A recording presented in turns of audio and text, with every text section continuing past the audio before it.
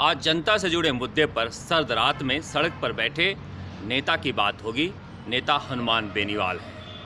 यह बात सुकून देने वाली है कि जनता से जुड़े मुद्दे पर कोई नेता इस तरह से तब आंदोलन कर रहा है जब कोई चुनाव नहीं है। केंद्र के कृषि बिल को लेकर नागौर के सांसद और राष्ट्रीय लोकतांत्रिक पार्टी के नेता हनुमान बेनीवाल ने अपनी पूंछ में आग लगा ली है। अब हर तरफ इसी बात को लेकर चर्चा हो रही है कि किस किस की लंका में हनुमान बेनीवाल आग लगाएंगे। कांग्रेस परेशान है कि हनुमान बेनीवाल मजबूत होंगे तो वो कमज़ोर होगी, क्योंकि जाट वोट बैंक जो है बड़ा जनाधार है कांग्रेस का, जिसके बल पर कांग्रेस लंबे समय तक राज करती रही है और फिलहाल 20 वर्षों से 100 के आसपास सीटें जीत जाती है, तो उसमें जाट वोट बैंक का बड़ा हाथ है। दूसरी तरफ बीजेपी इस बात को लिए कि हलकान हुए जा रही है कि हनुमान बेनीवाल के निकलने के बाद वसुंधरा राजे का विरोध करने वाला और प्रखर विरोध करने वाला कोई एनडीए में रहेगा नहीं, तो ऐसा ना हो कि वसुंधरा राजे की वापसी हो जाए। उधर वसुंधरा गुट के लोग खुश तो हो रहे हैं कि हनुमान बेनीवाल की विदाई हो गई, लेकिन इस बात से परेशान हैं कि कहीं जिस तरह का नैतिक दबाव हनुमान बेनीवाल पर एनडीए गठबंधन में रहने की वजह से वसुंधरा राजे के बारे में नहीं बोलने का था, वो ख़त्म न हो जाए और एक बार फिर से हनुमान बेनीवाल वसुंधरा राजे पर हमला करना शुरू न कर दें। यानी कुल मिलाकर हनुमान बेनीवाल को लेकर चाहे वसुंधरा गुट हो या फिर बीजेपी के दूसरे नेताओं का गुट हो जो फ़िलहाल अभी राजस्थान में पार्टी में राज कर रहा है, या फिर कांग्रेस हो, सब परेशान हैं कि हनुमान बेनीवाल किधर जाएंगे, क्या करेंगे। आप हनुमान बेनीवाल को पसंद करें ना करें, जातीय आग्रहों से या अन्य वजहों से हनुमान बेनीवाल जिस मुद्दे को लेकर, कृषि बिल को लेकर सड़क पर हैं, उस बिल के पक्ष में हों या विपक्ष में हों, लेकिन यह बात सुकून देने वाली लगती है कि हमारा जनप्रतिनिधि हमारे मुद्दों को लेकर सड़क पर है, क्योंकि राजस्थान में अमूमन ऐसा देखने को मिल नहीं रहा है। सत्ता पक्ष जो कांग्रेस है कृषि बिल का विरोध तो कर रही है, मगर ट्विटर और प्रेस कॉन्फ्रेंस के अलावा उसके पास विरोध का कोई जरिया नहीं है। किसान संवाद में पार्टी के 10-15 कार्यकर्ताओं को बुलाकर बात कर लेती है और उसे ही किसान समझ बैठती है। ऐसे में हनुमान बेनीवाल कम से कम मुद्दों को लेकर आंदोलन कर तो रहे हैं। अब सवाल उठता है कि हनुमान बेनीवाल के पास क्या विकल्प है। दरअसल ये एनडीए में चले तो गए थे, लेकिन जिस दिन कैलाश चौधरी को केंद्र में मंत्री बनाया गया था और इन्हें तवज्जो नहीं दी गई थी, उसी दिन से इनके मन में खटास पैदा हो गई थी कि शायद एनडीए में उनको इतना महत्व नहीं मिल पाएगा।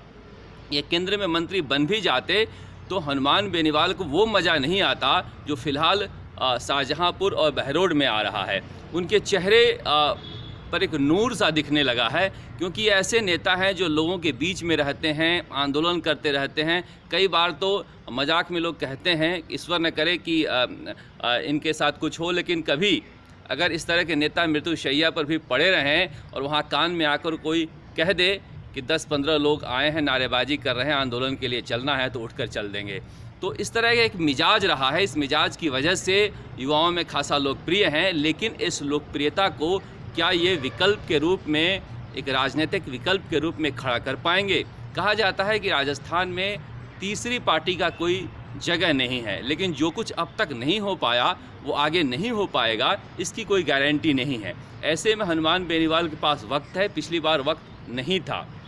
अब दरअसल इनके साथ समस्या यह भी है कि हनुमान बेनीवाल के साथ वैसे लोग हैं जहां पर इनके दिन में 3-4 मामले ऐसे भी सुलझाने पड़ते हैं जहां चोरी से बिजली जलाते हुए लोग पकड़े जाते हैं, अवैध बजरी का परिवहन करते हुए पकड़े जाते हैं, अवैध गाड़ियां चलाते हुए पकड़े जाते हैं। इन लोगों को छुड़ाने का काम भी जब तक हनुमान बेनीवाल 2-4 कर नहीं लेते हैं दिन में, उन्हें भी अच्छा नहीं लगता है। साथ ही एक लाइन से सारे नेताओं को बैठ के गलिया नहीं लेते हैं अपने लोगों के बीच, तब तक इनके पेट का पानी भी नहीं पचता है। तो इन सब वजहों से ये लोकप्रिय भी हैं और यही इनका स्टाइल भी है। लेकिन इस सब को वोट बैंक में कैसे बदला जाए, इनके लिए एक बड़ी चुनौती है। कांग्रेस और बीजेपी में कोई बड़ा जाट नेता नहीं है।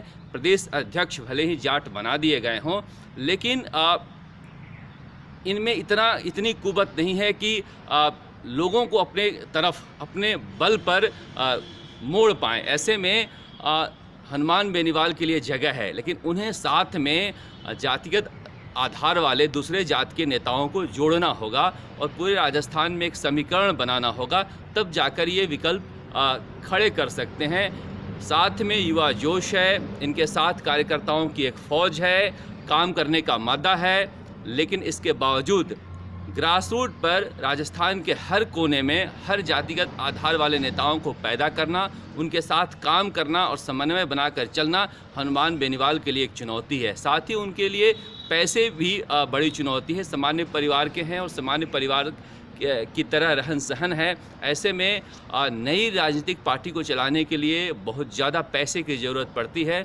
जिसकी कमी हनुमान बेनीवाल के पास हमेशा से खलती रहती है।